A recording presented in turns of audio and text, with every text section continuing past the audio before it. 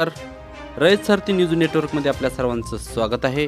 पाहूया आपल्या भागातल्या आपल्या बातम्या। शिरोळ पंचायत समितीच्या सभापतीपदी मिलिंद कुरणे तर उपसभापतीपदी मनीषा कदम यांची बिनविरोध निवड। शिरोळ पंचायत समितीच्या सभापती व उपसभापती पदाच्या निवडीसाठी मंगळवारी विशेष सभेचे आयोजन करण्यात आले होते। सभापतीपद अनुसूचित जातीसाठी आरक्षित असून सभापती पदासाठी मिलिंद कुरणे तर उपसभापती पदासाठी मनीषा रणजितसिंह कदम यांनी उमेदवारी अर्ज दाखल केला होता। राजश्री शाहू विकास आघाडीच्या वतीने जयसिंगपूरचे नगराध्यक्ष संजय पाटील यड्रावकर यांच्या नेतृत्वाखाली हे अर्ज दाखल करण्यात आले। सभापती आणि उपसभापती या दोन्ही पदासाठी प्रत्येकी एकच अर्ज दाखल झाल्यामुळे निवडणूक निर्णय अधिकारी तथा तहसीलदार अनिल कुमार हेळकर यांनी दोन्ही निवडी बिनविरोध जाहीर केल्या।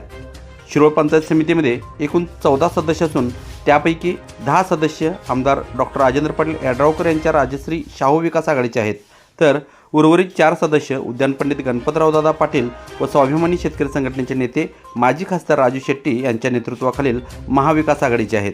निवडीच्या वेळी गट विकास अधिकारी विजयकुमार परीट यांनी उपस्थितांचे स्वागत केले।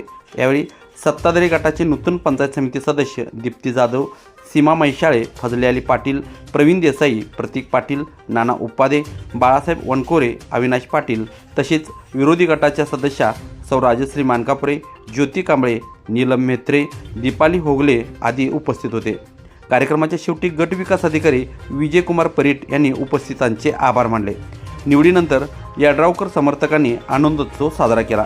नूतन सभापती उपसभापती यांचा नगराध्यक्ष संजय पाटील यड्रावकर, माजी आमदार उल्हासदादा पाटील, छत्रपती ग्रुपचे प्रमोददादा पाटील आदींनी सत्कार केला। रयत सारथी वृत्तसेवेसाठी सुनील संगपाळ।